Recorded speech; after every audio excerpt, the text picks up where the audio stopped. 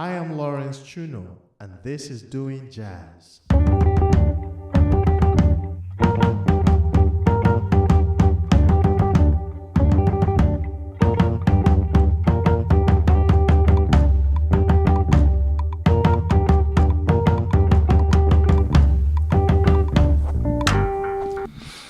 Hello everyone and welcome to Doing Jazz.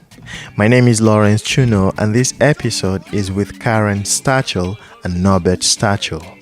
Karen Stachel is a flutist, composer and vocalist, and Norbert Stachel is a saxophonist and composer who also plays many woodwind instruments. Together they are called LehCats. LehCats music combines soul, classical music and world music under the umbrella of jazz, yielding a sound that is unique, thought-inspiring, and uplifting. LehCats' new release, Movement to Egalitaria, is a collection of songs that engender an achievable vision of a fairer society.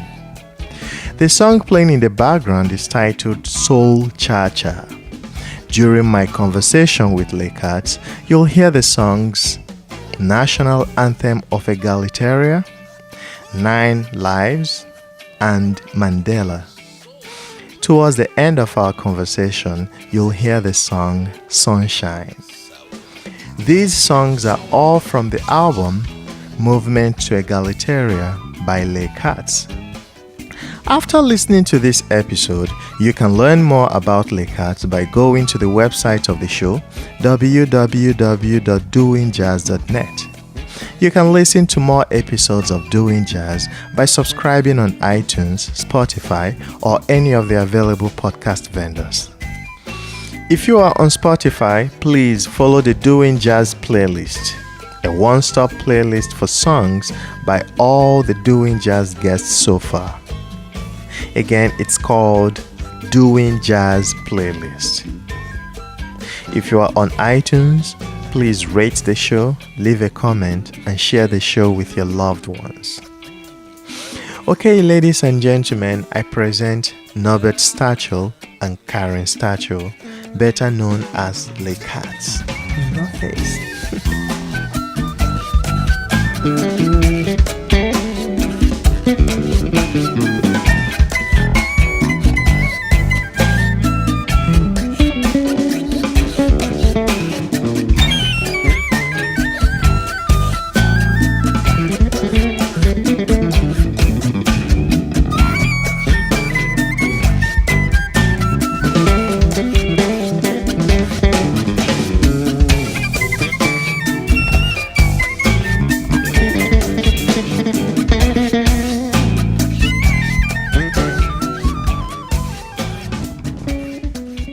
All right, Karen Stachel and Norbert Stachel, right? Welcome to Doing Jazz.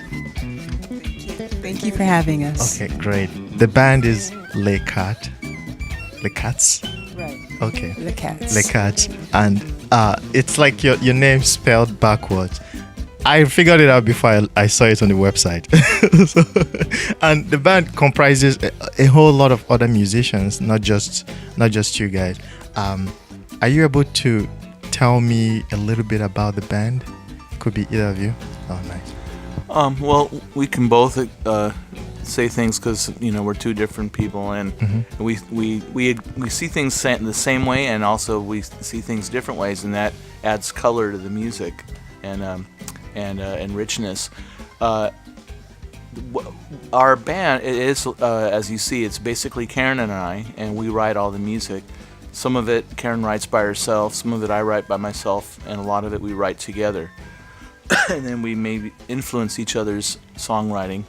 As far as the musicians, it how it works in the real world in anything, not just music. Sometimes you have to go with who's available at that time, and sometimes certain musicians feel our music and we vibe with more than others. So there's different levels of things working out because this is in a real way, and sometimes things could be better, sometimes they could be worse, and we you're looking at a glass and sometimes it's full of water, sometimes you feel like you want more water in the glass, but it's part of the process, and it's always wanting to get better because that's how we do it. Right now, we're really blessed to have a few different great musicians that want to play with us. As of late, Edsel Gomez, the great Latin jazz pianist. Oh, yeah. I don't like labeling him, Yeah, but I that's know what about- happens. That's what people do. They go, "Oh, Yeah. Latin jazz." He's has a Spanish name, Edsel Gomez, Yeah. but he's a great musician. He happens to be from Puerto Rico. He's happened to live in New York a long time. He's playing with us. And a couple of great bass players enjoy playing with us. One is John Benitez, and another one is Lonnie Plaxico. And another great bass player is Mike O'Brien. Yeah. And depending on people's availability, different people play with us. Sometimes we have a percussionist, and it floats around. Sometimes, and we have a guitar most of the time, and that floats around with who's available. Drummer, we have pretty much one person playing drums with us since we started this band concept, LehCats, 5 years ago, named Dan Gonzalez on drums. Nice. And so that's kind of how the reality is, and sometimes different people are available at different times. Before I move on, from my research, I'm thinking of the things I saw that I can't remember. You play in a lot of soundtracks in movies and commercials. Karen, do you want to talk about that project? Well, it's just something that comes and goes. Okay. It's not a steady thing. Yeah, And I've been doing soundtracks since I lived in San Francisco. People just call me and say, "Can you do this?" One person there was calling me on a regular basis. Yeah. To do commercials and soundtracks, and I have done some commercials. One was with Ray Charles. I was in his band. It's for a beer that was in South America. I don't think it was ever shown here. Oh. But that was a lot of fun. And no, I've it's not a regular, but I do get calls every now and then. Man, it's easy money, Yeah. More money than playing at wherever standards or whatever. You don't have to go to rehearsals or Yeah. anything. They just call you, you go, and you just do it, and then you're done. You're done and you get your money and go. Yeah. I would love that too. I want us to talk about this album, right? It's called Movement to Egalitaria. That's the name, right? I got it right. Okay. I listened to the whole album, every song, and I listened more than once. And some others, the rest, I probably will still listen to them more than once. Would you be able to give me like an overall review or overview of how the album came about, the theme of the album? Yeah, how the birth. Could be any of you. I'll say what I have to say. Okay. When we create albums, we don't really start with the title of the album. It's just we let it evolve. Whatever's gonna come will come. Yeah. And that song, Movement to the song National Anthem of Egalitaria. Yeah. We really liked the title of that song. And so when we started putting this album together, it started to gel, like, well, maybe it's like we could call this, instead of just National Anthem of Egalitaria, because I like that name. Yeah. But we could say Movement to Egalitaria, which is, movement is a musical term. Yep. And all of the songs on there make it sound like it's a classical form of music. Awesome. That song, the National Anthem of Egalitaria, turns out to be one of my favorites. I'm gonna say this. I don't know if that's how you guys say it. The beginning part of it is like 6/8. To me, it's like a natural African 6/8. That's how I feel it, because I'm Nigerian. I don't know if that was intentional or if it just came out that way. And go ahead. Yeah. Okay, that's Norbert's forte. His rhythms and times and everything are amazing. And people with that song, it's actually 6/4. Oh, 6/4. And the way it's written is 6/4, but everybody has to say, well, can you count it in 4? The bass player has to start first, and he's like, starts in this. He starts on what beat? 7 or 6.5, and they always. Oh yeah. The beginning threw me off. I'm like, what's going on? I had to rewind it a few times.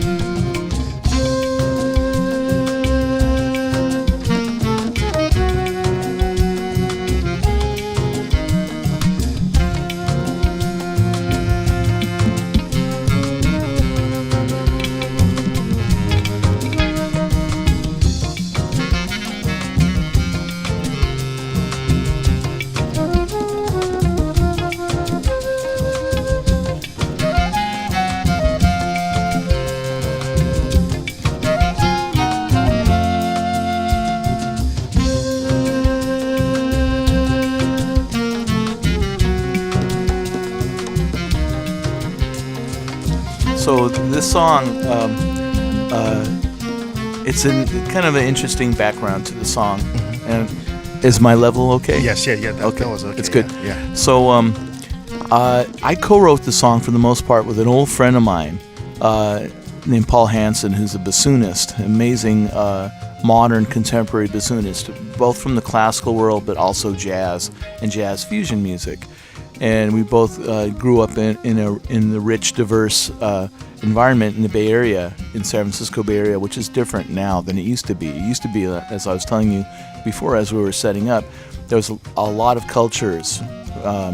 We both, Paul and I, both played in many different African bands, Nigerian, Ghanaian, Cameroonian, with musicians from West Africa. And I also played in an East African band, an Ethiopian band. Yeah. So, as well as Latin, Afro-Cuban, Puerto Rican, Brazilian, so diverse. And a lot of these rhythms that came from Africa to all these other countries got absorbed in their different ways in the U.S. and South America and other places. So, but I've always been extremely fond of West African rhythms, and I've always searched for how they interact with the world I'm growing up in and the reality. And I wanted to really feel the music better, so I made a study of it as a young man to learn this music. And so I adapted more of the rhythm parts to that song. And some of the melody and harmony was my friend's invention, and I worked on the rhythm, like the bass line, for example, which is basically the bell pattern from the. I know the Ghanaian is Gangokwi is the name of the double bell. I don't know what it's called in Nigeria. Yeah, we probably have a different name for it. It's a different name, but and that's a 6/4 rhythm. And as Karen was saying, the way I sequenced it in the program logic in the computer in order to write it out a chart, the way I ended up doing it was in 6/4, but many people that feel that music feel it in 12/8 or 6/8 instead of 6/4. Yeah. So I feel it in 12/4, but some people feel it as a waltz, da da da da da da, with the subdivision of two half notes, one, dun dun dun dun dun dun dun dun dun dun. So it throws bass players off because the bass line is written out with a different pulse, a subdivision of 3. Dun dun dun dun dun dun dun dun dun dun dun dun dun dun dun. Yeah. Dun dun dun dun. But I feel it as dun dun dun dun dun dun dun dun dun dun. And I think people from West Africa who invented these rhythms feel it that way. And We just feel it. they just feel it and don't see. But Americans like me had to do the math equations and then internalize it into the body, into the mind. First, we had to do it intellectually because it's not our music. We don't grow up with it. So, as a young man, I really internalized these rhythms and I loved them, and I adapt them, and I'm influenced by them as a songwriter, as a composer, and I very much like to feel and understand that kind of rhythm in the melodies and the structure of songs, the way drums and bass and keyboards and guitar and a vocal or instrumental melody line work together to give a pulse like that. And to explain more about that specific song, to me that song is kind of like the Orient Express train ride, but it goes through Africa, and then it goes, and then it goes to other places too. Yes, because it switched. That's what it I was was. listening. You switched on me. I'm like, yes, I love this. It's like a next stop. Yeah. Oh, where at? What country am I in? People look different. They're different clothes, and the language just changed. What's going on? Ooh, it's a different temperature outside. It's sort of like you're on a train ride going from country to country culturally through a song. Yeah. And in fact, the original name of that song was called Station Identification. Nice. That's the. That's when I was super absorbed into John Coltrane. Anything that had to do with a train, I was very interested in trains, train oriented. So I recorded the song many years ago, another version of it, with the co-composer Paul Hansen and a drummer that's now passed away, an amazing drummer that's Dutch, was of Dutch origin, who lived in the San Francisco Bay Area, and he asked, what is the meaning of this song? What is the inspiration? What is it? And I said, well, to me it's like a sharing, like a tourist wanting to understand other cultures and other people and be friendly and try to make the world a better place by finding things in common rather than what's different about us all, and how we can make things better and figure out a way that we all can share things equally, regardless of how much money you come from, what your education is, what your religion is, what your race is, what your caste level is from wherever imposed caste. And he said, "Oh, you're an egalitarian." Ooh. That's where that came from. And I see. And I said, what is an egalitarian? And he explained it to me. Is basically what I just told him. Yeah. And he said, and he says, it kind of sounds, the melody of the song sort of sounds like the national anthem of a country. And I said, you know what? How about if I name the song the national anthem of Egalitaria and make egalitarianism a country? Yes. So that's where that came from. And I forgot about that. And I told my brother many years ago, because I made him a mix of the old version of the song from 30 years ago. That's how long ago it was. And my brother reminded me about 6 months ago when we were putting names for each song on the record, on this CD, and he reminded me of that name, the National Anthem of Egalitaria. And I go, oh, whoa. And then it came rushing back, the memory about Paul Wachenhagen, the drummer, who told this to me. Yeah. And his brother plays bass with the band Tower of Power now. Okay. And so that's where that name came about, and it's kind of interesting. So the song itself has been on a very long train ride. Yeah, and it shows because the song is so well formed, and that's the first one that I gravitated to. Another one that stuck in my head, even though I can't remember all the ups and downs of the melody, is 9 Lives. Oh. Yeah. Isn't it 9 Lives of a cat? Is that the original name? No. No. Okay. Just The original name, that song was written in a different form. The melody was way simpler than it is now on that recording. Okay. It was just kind of a sketch. It was for a film. It was the theme of a film called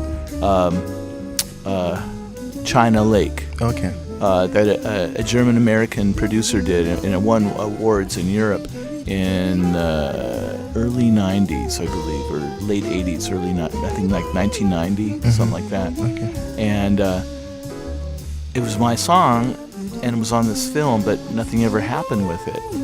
So I presented it to Karen, because we present things to each other when we're preparing to do a new collection of songs for a CD or album or whatever it's called these days. And I played. I let her hear it. We read the music together, and she goes, "I like it, but it needs work. You need to develop the melody more. It's kind of boring." So and I agreed. So I worked on it, and then Karen had the idea. You know what?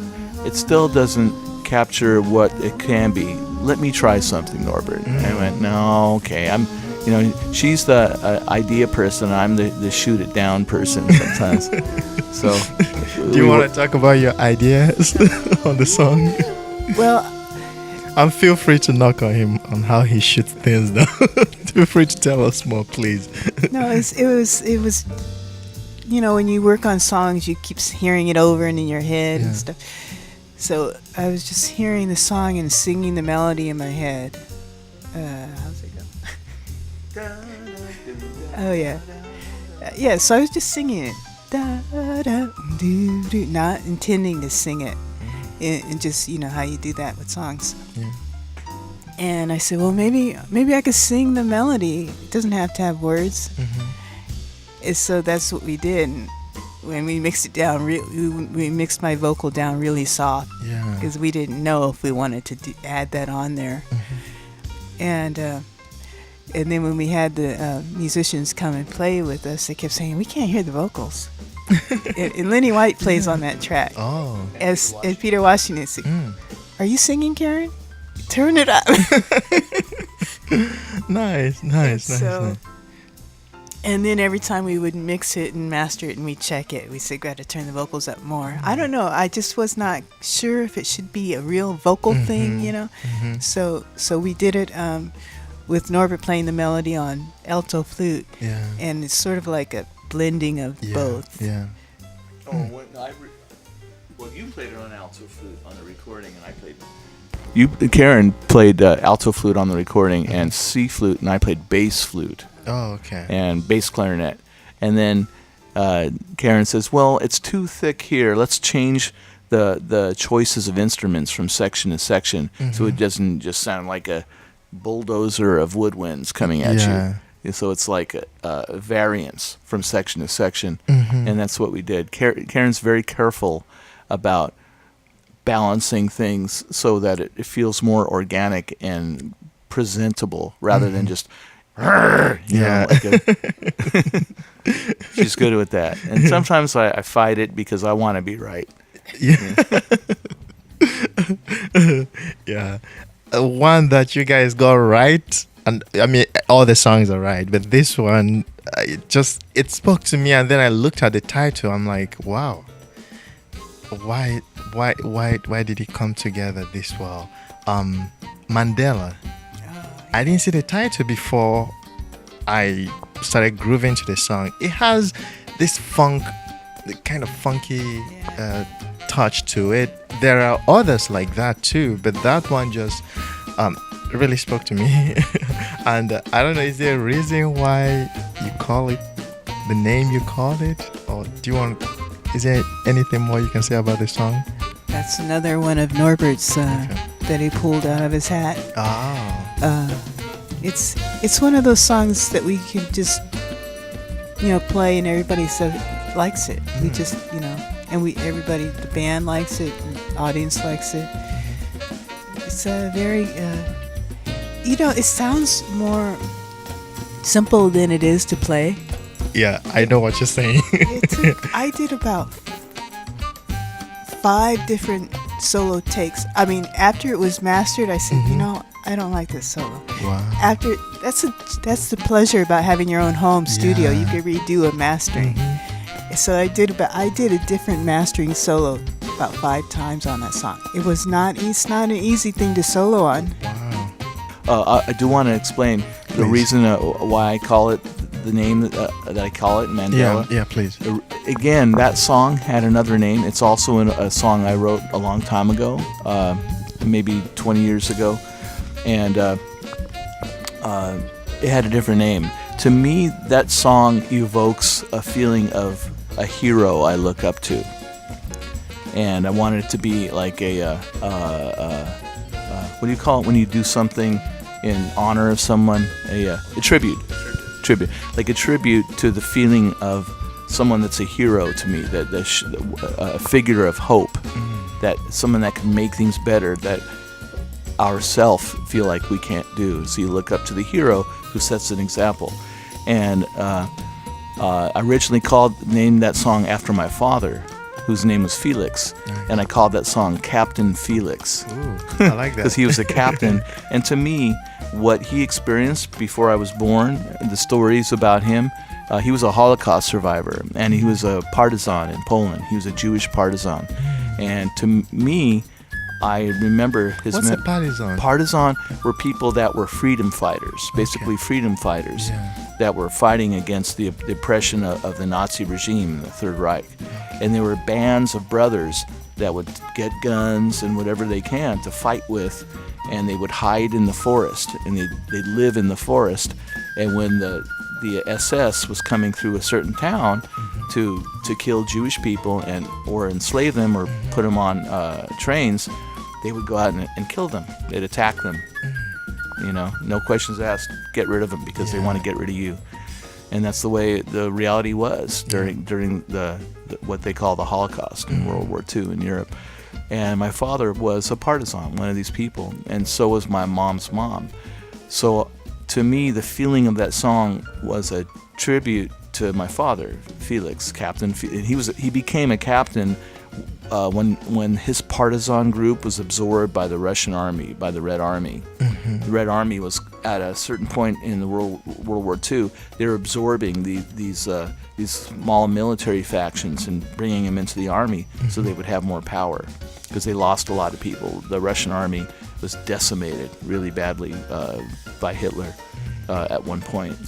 So, but it was kind of silly for me to hold on to that name in a way, and I was so fed up with... I've always been concerned. I'm not very knowledgeable about politics, world politics, but I'm very concerned about the present and the future status of where things should go, could go, but aren't going, and trying to look at the positive side.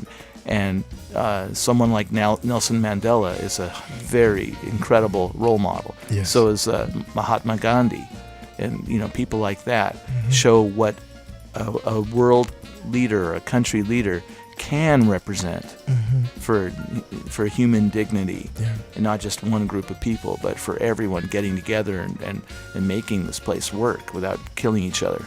So I felt that name would evoke the feeling better than saying Captain Felix, because people aren't going to know who's Captain Felix. I know, and people in my family know, but so I changed the name to Mandela. Awesome. You are listening to Doing Jazz with Lorens Chuno. The guests on this episode are Karen Stachel and Norbert Stachel, better known as LehCats. Their new album, Movement to Egalitaria, is available for download and streaming. If you are on Spotify, please check out and follow the Doing Jazz playlist, a one-stop playlist for songs by all the Doing Jazz guests so far. Awesome. All right. I want to go back to the very beginning. Maybe I will start with Karen now. Karen, where are you from? That seems like a simple question, but for me it's not. Oh. Because my dad was in the Army for 30 years. So we traveled every 2 years. I was born in Washington State, but my childhood was like 10% there. But they retired in Washington State. So when I say I'm going home, that's where I go. So yeah. Yeah. Okay. I feel like that's my home. Yeah. Okay. But now between Washington State and here, you probably moved around a whole lot. I'm mostly interested in how you get to become a musician and how your background, how your upbringing led to it. Yeah, I'm trying to get to this point. How you started doing all these wonderful things. Well, I have my dad was a saxophone player. Okay. And my parents were loved. Do we know him? What? Do we know him? Like no, okay. He was he had 8 kids. Okay. He played at night and on the weekends, but he had he was in the army. Yeah. So Okay. he had to support all those kids, Yes. and he didn't go that route of pursuing a career as a sax player. He just did it. Well, he was an officer, right? So he was eventually he became an officer too. Okay. But so you wouldn't.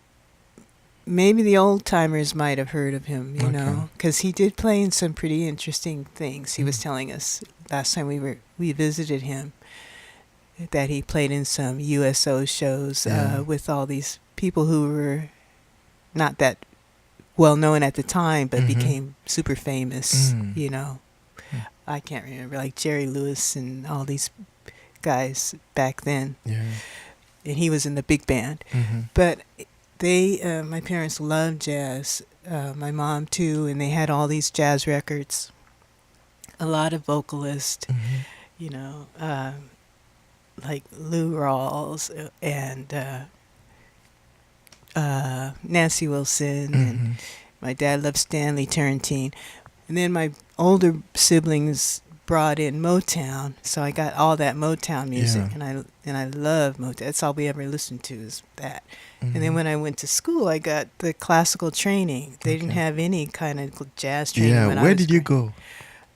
When I started studying seriously, it was in Washington State in high school, and that was when I realized I wanted to be a flute player for sure. Yeah. And my dad bought me a flute, a really good flute, and I still have it today.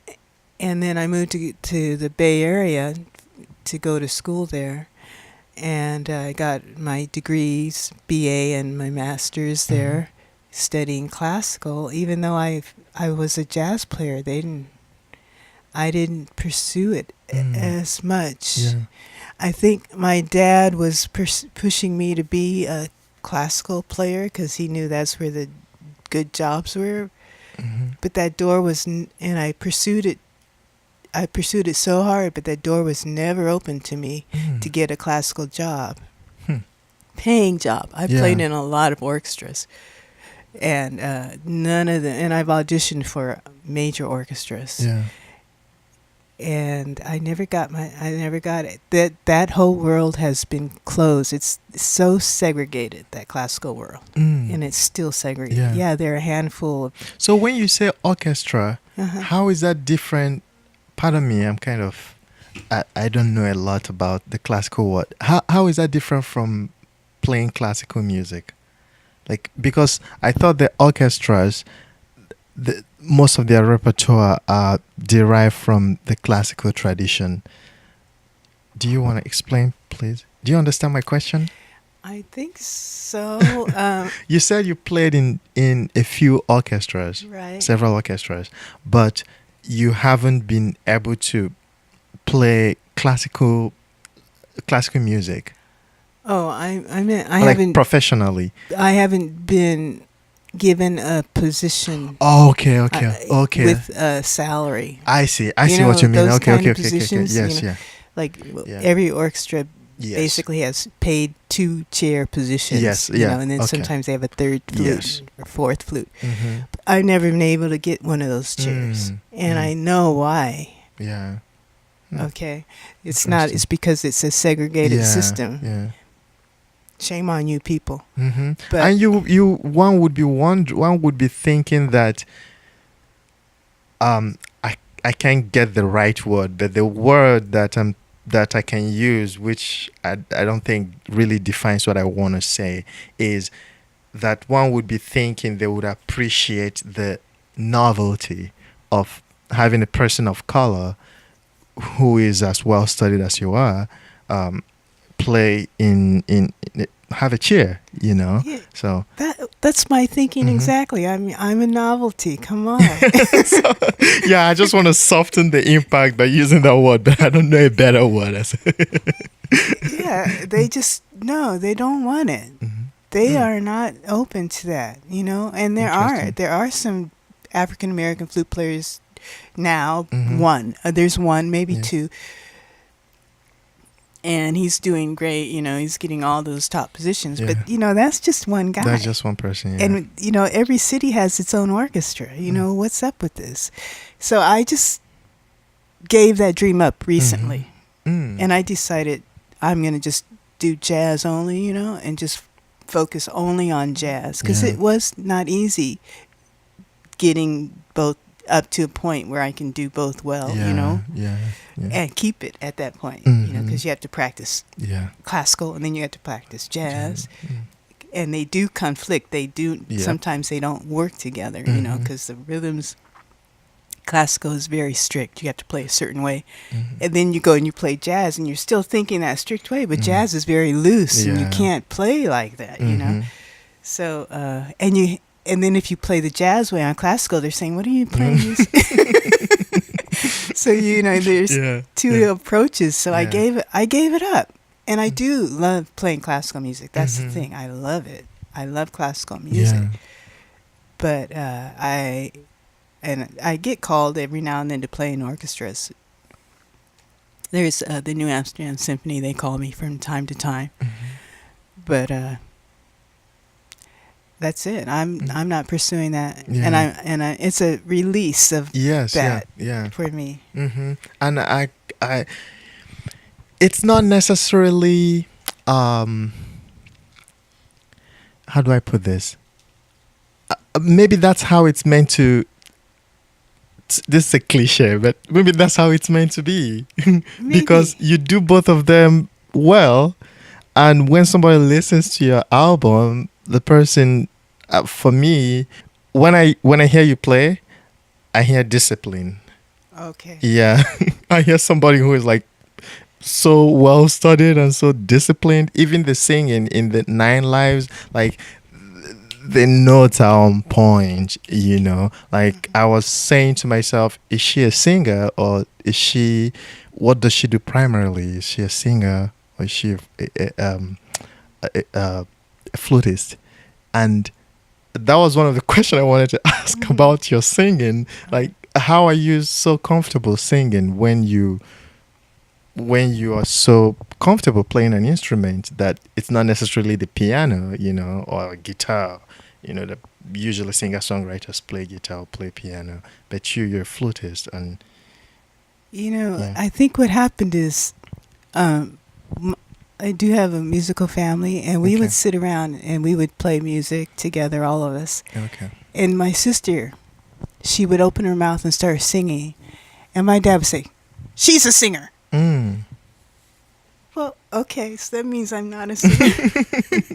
And so I think that really had an effect on me not singing. Yeah. Because he would say, "No, you're not going to be the singer." And so I never really pursued it for some reason, the singing part. Yeah.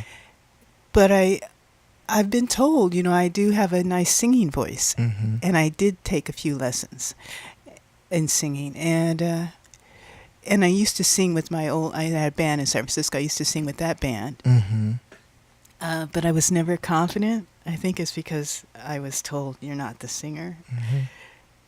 But maybe it's just part of me to be a singer, you know? And So I just started singing now with this record. I just start, and I have sung on some my other records too. Yeah.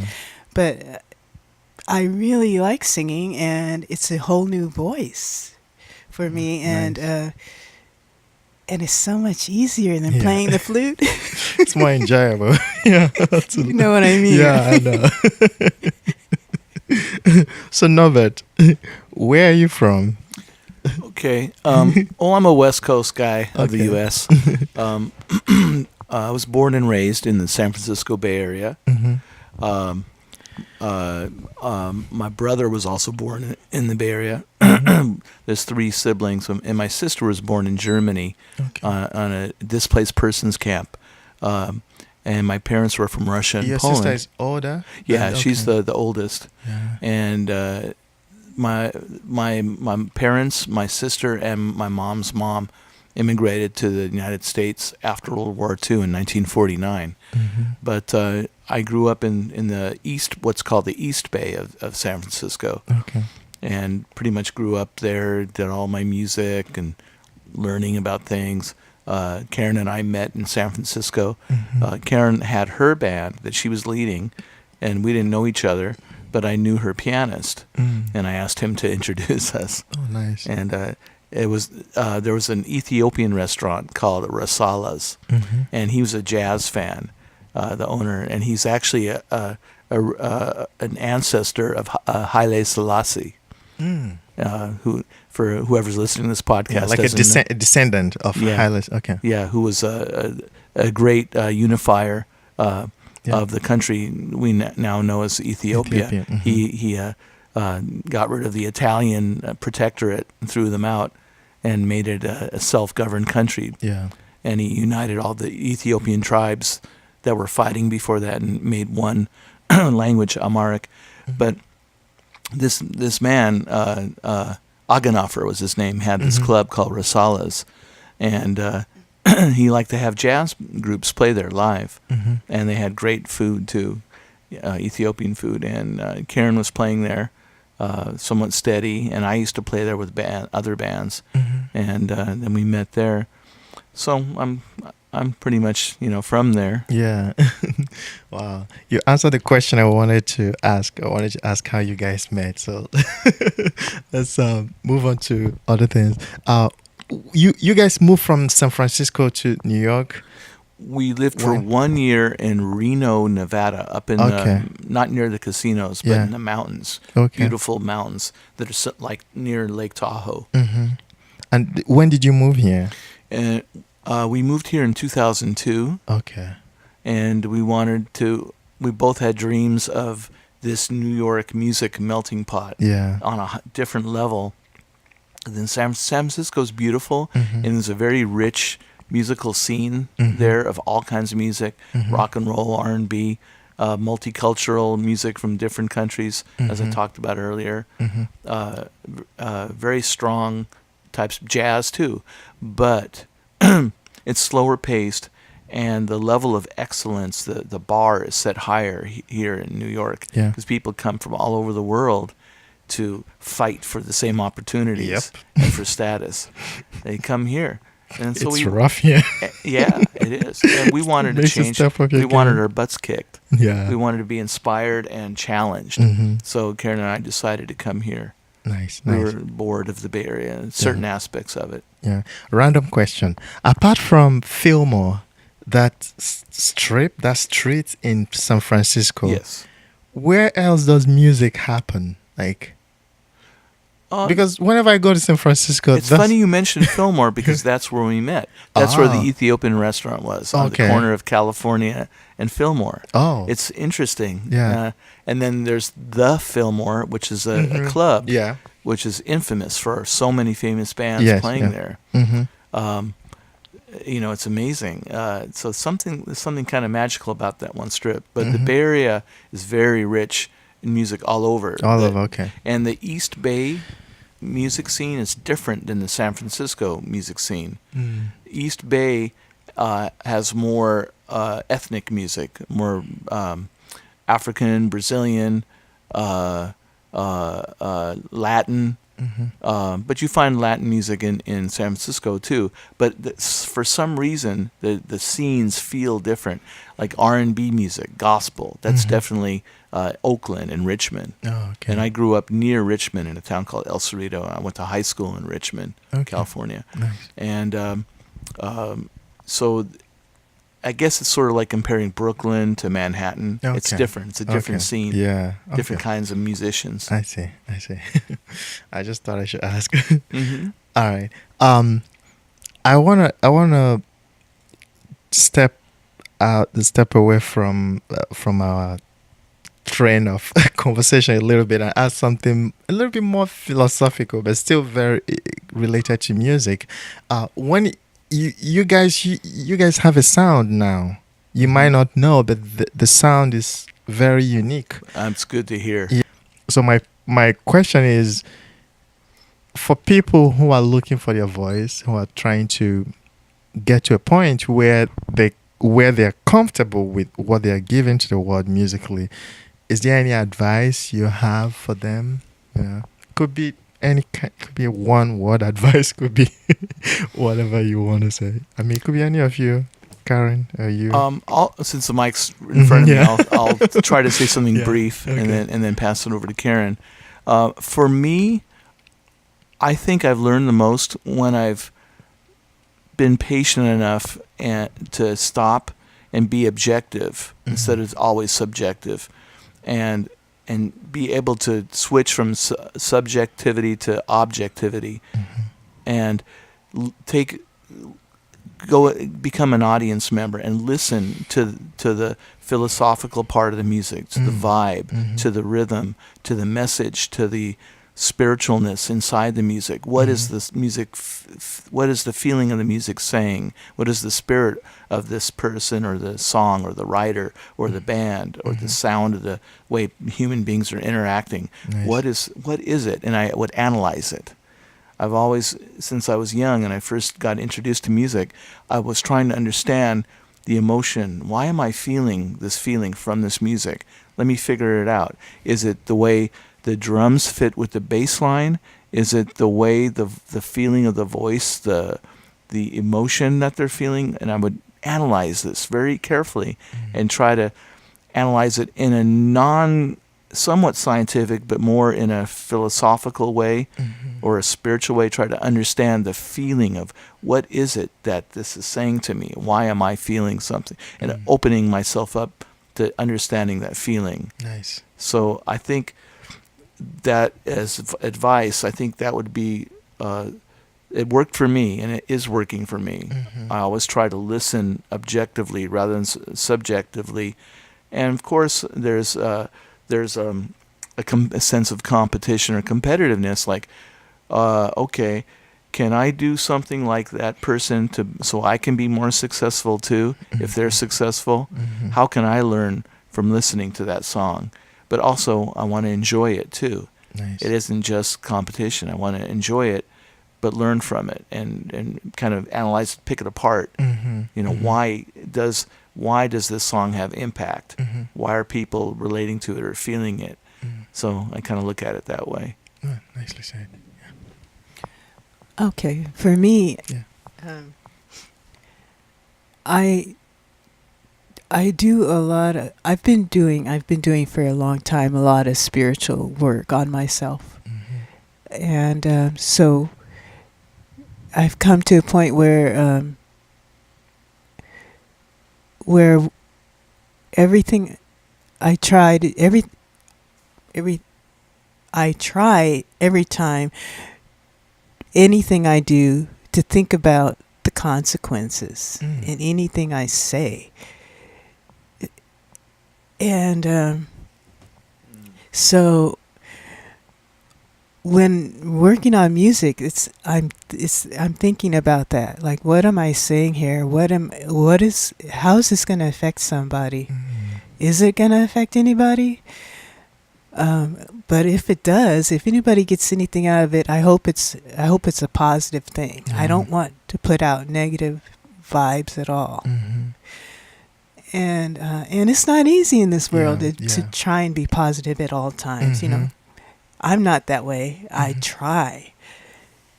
And so this CD was just that kind of approach.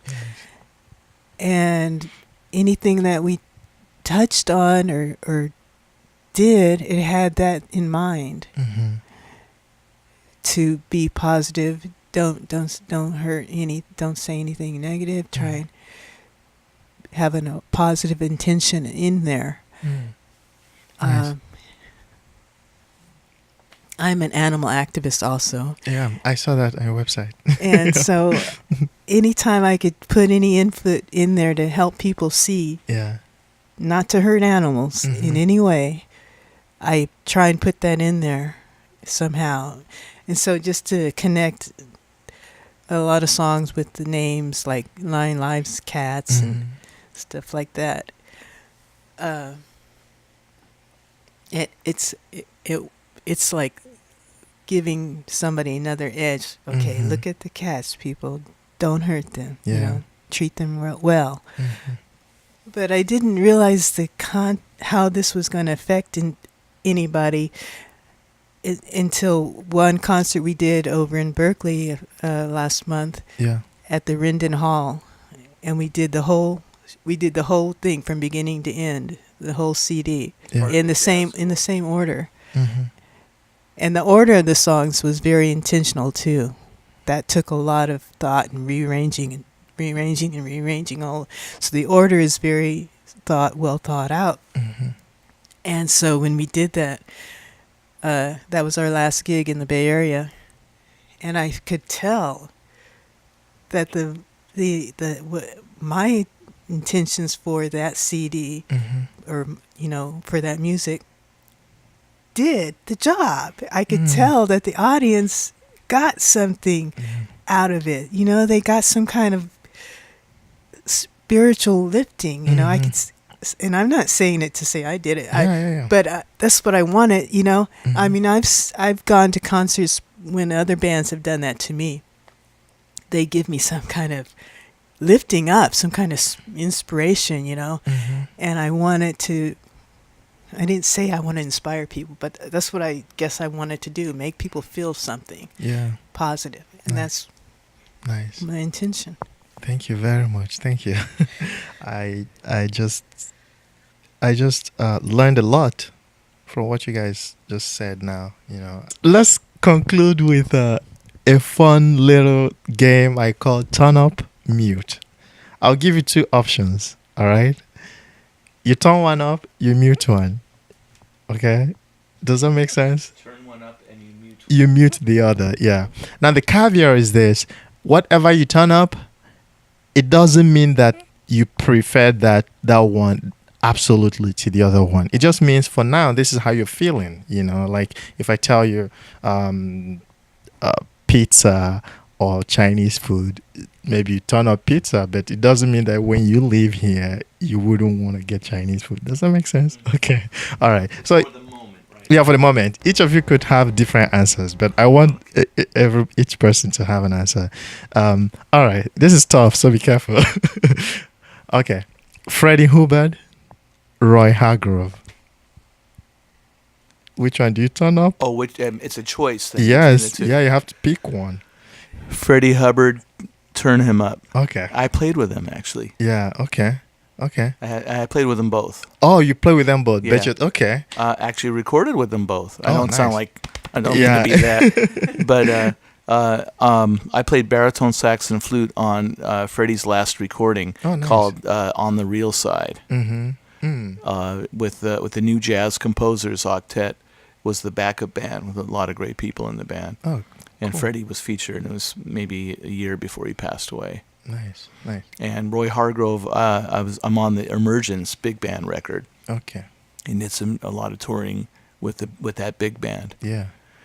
So, cool. But I love them both. But Freddie for now. Good. Yeah.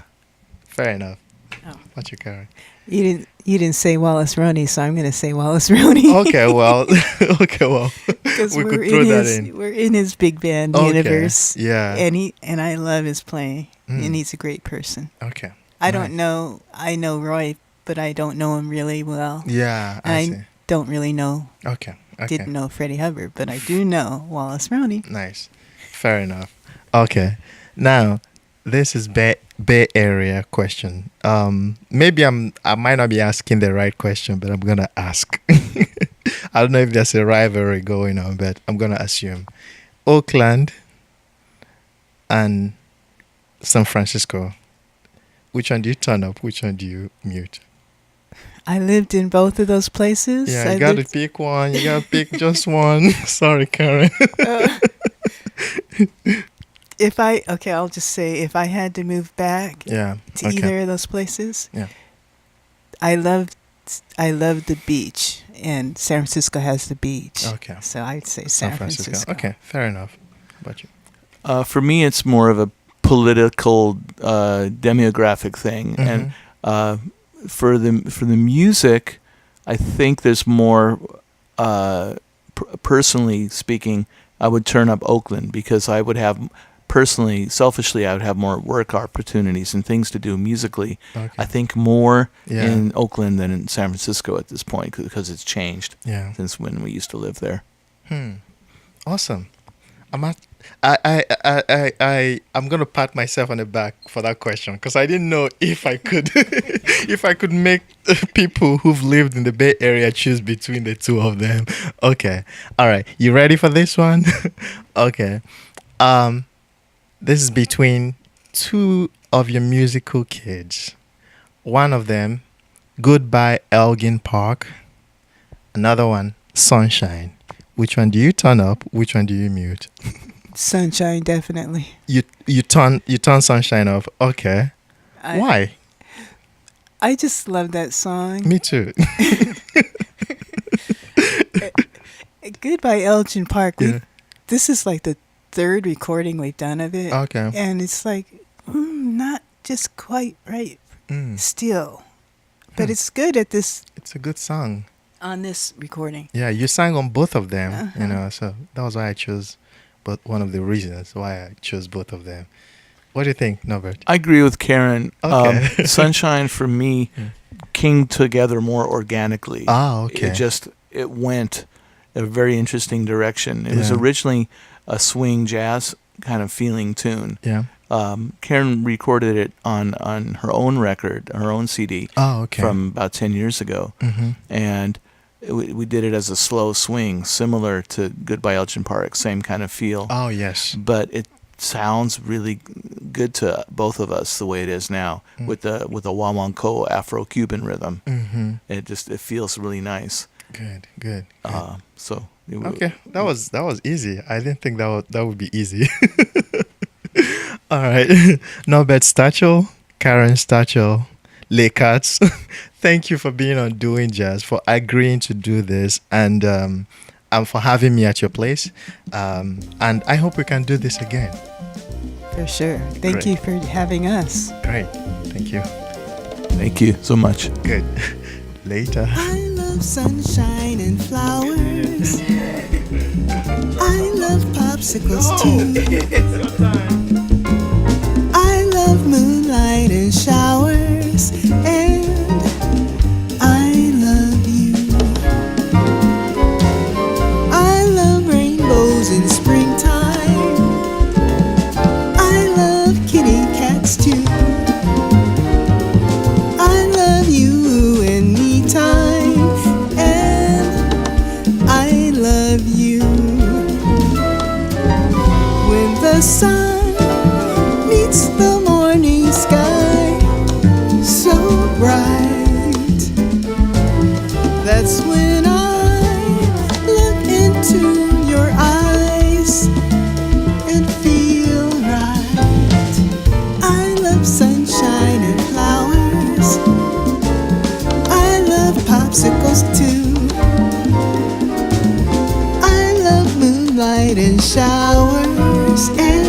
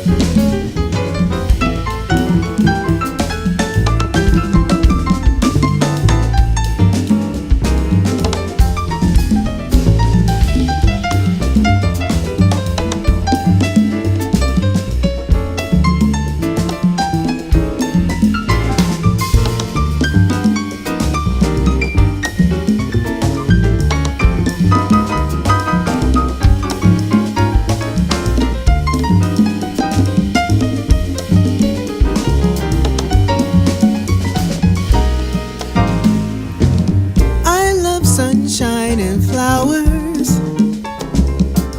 I love popsicles too. I love moonlight and showers, and I love you.